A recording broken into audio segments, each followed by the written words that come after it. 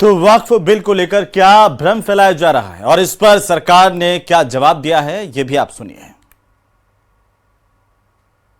ये लोग जो मुस्लिम देश हैं, जब वो वक्फ की प्रॉपर्टीज को ट्रांसपेरेंट कर रहे हैं, जब वो वक्फ की प्रॉपर्टीज को डिजिटलाइज कर रहे हैं, जब वो वक्फ की प्रॉपर्टीज को अकाउंटेबल कर रहे हैं, तो भारत की धरती पर करने में दिक्कत क्या आ रही है।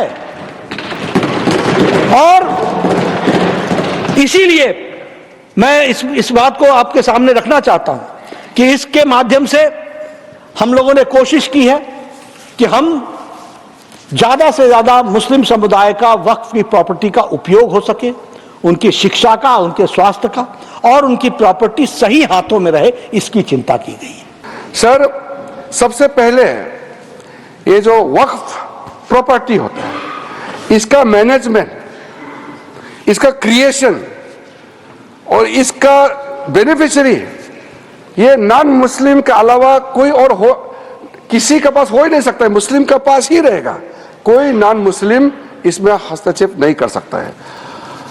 जो वाकिफ होता है वो एक मुसलमान ही होता है, और जो औकाफ बन जाता है, वो प्रॉपर्टी क्रिएट हो जाता है, उसको मैनेजमेंट कौन करता है? मुतावाली, वो भी मुसलमान ही होना पड़ता है।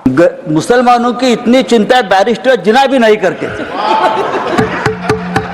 बैरिस्टर मोहम्मद अली जिना ने भी कभी इतनी चिंता मुसलमानों की नहीं की थी, वो आप कल से कर रहे हो। मुझे तो लगा कि बैरिस्टर जिना का कब्र से आत्मा उठकर अपने शरीर में घुस गया। ऐसा मत करो। हमें पहले लगता था कि हम सब मिलकर एक हिंदू राष्ट्र बना रहे हैं, लेकिन आपका भाषण, ये आपके सब देखकर मुझे लगा आप हिंदू पाकिस्तान बनाने जा रहे हो। ये बिल का मकसद सिर्फ मुसलमानों को जलील और रुस्वा करना है, मुसलमानों को दूसरे दर्जे का शहरी बनाने का इनका मकसद है।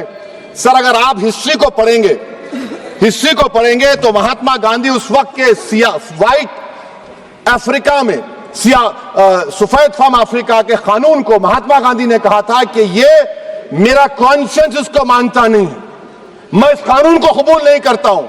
तो महात्मा गांधी ने क्या किया? उन्होंने उस कानून को फाड़ दिया। तो मैं गांधी की तरह इस कानून को फाड़ता हूं।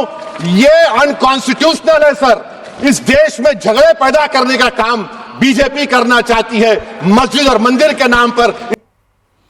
तो वक्फ बिल पर राज्यसभा में चर्चा हो रही है और इससे पहले कल लोकसभा में इतिहास रचा गया। 12 घंटे की मैराथन बहस, 2 घंटे की वोटिंग के बाद वक्फ संशोधन बिल लोकसभा में आखिरकार पास हो गया।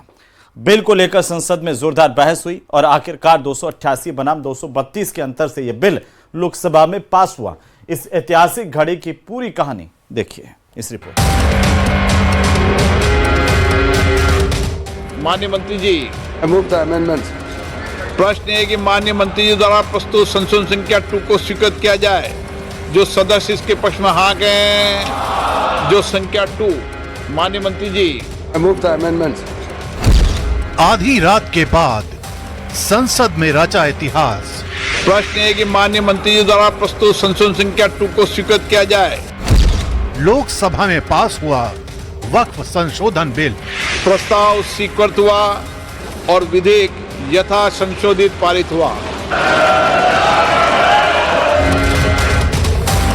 जब देश सो रहा था, तब लोकतंत्र के मंदिर में इतिहास रचा जा रहा था। जो सदस्य इसके पक्ष में हाँ गए, जो सदस्य विरोध में ना गए, मेरे विचार में निर्णय हाँ वालों के पक्ष में, हाँ वालों के पक्ष में प्रस्ताव स्वीकृत हुआ। वक्फ संशोधन बिल पर मैराथन बहस के बाद वोटिंग हुई तो विपक्ष का सारा गणित धराशायी हो गया और वोटिंग के बाद जो फिगर निकल कर आई, उसने बता दिया कि एनडीए ने लोकसभा के कैलकुलेशन में कोई खेला नहीं होने दिया। 60 सांसदों का भाषण हुआ। 12 घंटे तक मैराथन बहस चली। 12 बजे तक डिबेट चलती रही। 2 घंटे ऐतिहासिक बिल पर वोटिंग हुई। रात 1:59 पर बिल पास हुआ। पक्ष में 288 तो विरोध में 232 वोट पड़े, यानी एक बार फिर लोकसभा में 56 का मैजिक फिगर लोगों के सामने था। पक्ष में 288, विपक्ष में 232। प्रस्ताव स्वीकृत हुआ और विधेयक यथा संशोधित पारित हुआ। लेकिन लोकसभा में वक्फ बिल की राह आसान नहीं थी। कई ऐसे पेश थे जिनसे निपटना सरकार के लिए चुनौती था। मसलन सबसे पहले तो लोकसभा में सभी सहयोगियों के साथ की जरूरत थी। विपक्ष नीतीश नायडू पर दबाव बना रहा था, इसलिए नीतीश और नायडू को बीजेपी ने राजी किया। नीतीश कुमार ने बिल में 3 सुझाव दिए थे, नायडू ने भी बदलाव के लिए 3 सुझाव दिए। दोनों नेताओं के सुझाव बिल में शामिल किए गए। मुस्लिम संगठन नीतीश नायडू से अपील कर रहे थे। पूरा विपक्ष बिल के खिलाफ लामबंद था, लेकिन हर चुनौती के बावजूद सत्ता पक्ष डटा रहा। नतीजा ये हुआ कि वक्फ बिल एक ऐतिहासिक घड़ी के साथ लोकसभा में पास हो गया। मंत्री जी अब प्रस्ताव करें कि विधेयक को यथा संशोधित पारित किया जाए। Sir, I move that the bill be passed as amended. शुद्धिकरण किया गया और गरीबों के लिए, महिलाओं के लिए उसमें सबका स्थान रखा गया है। हम उम्मीद करते हैं कि अब आने वाले दिन में एक खुशहाल वक्फ बोर्ड का दृश्य होगा। इन्हें की जमीन हड़पो नहीं, बल्कि गरीबों को जमीन पर हक मिले। सरकार जिस तरह से अड़ी हुई थी इस बिल को पास कराने के लिए, और हमें अफसोस है हम लोगों ने पूरी तरह से विरोध और प्रदर्शन किया, और पूरी ताकत के साथ में हमने, हमारी पार्टी ने, हमारे नेता माननीय अखिलेश यादव जी ने, लेकिन सरकार ने ये बिल पास करा लिया।